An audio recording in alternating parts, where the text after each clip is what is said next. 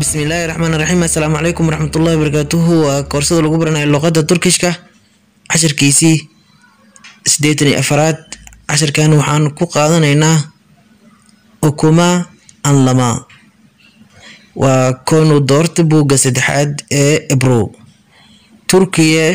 dalka Turkiga gittinizmi ma aaday hore ma aaday ayaa laga wadaa Turkiye gittinizmi hore ma aaday dalka Turkiga metni qoraalka okuyunuz aqriya Turkiye dalka Turkiga Turkiye dalka loo yaqaano Turkiya Aasiya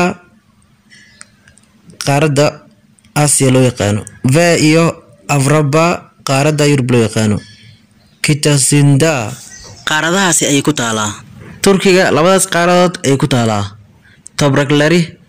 ciideeda Bolonan waxaa jooga 70 milyan nufuslu oo qof democratic bir jumhuriyatir waa jumhuriyad dimuqraadi ah ama dawlad dimuqraadi ah Turkiye dalka Turkiya jumhuriyadda 29 Ekim October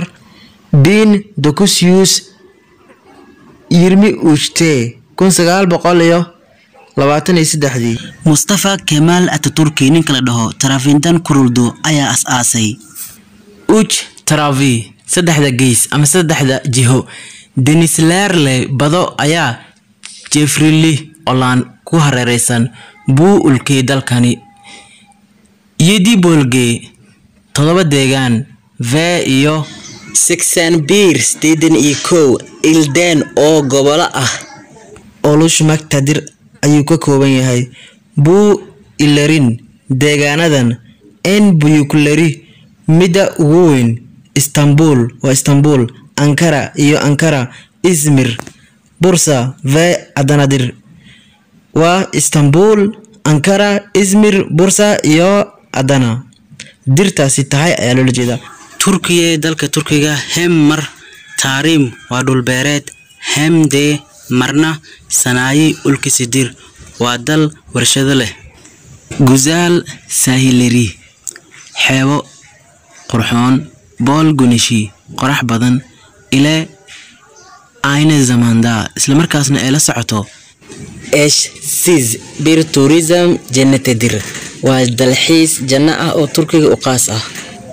tarafi saddexda dhinac Denislerle bada ayaa Jeffrey Lider ku hareeraysan doorta mifsimin afarti xili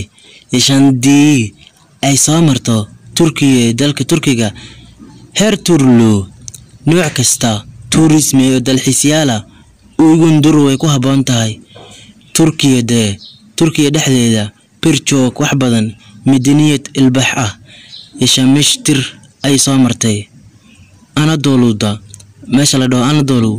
bugun maanta birjoog wax badan midaniyatin kalintelerini waxa laga wadaa dhaqamadii hore oo ilbaxnimada ahaa oo burburay gorebelirsinis ayaad ku arki kartaa Turkiye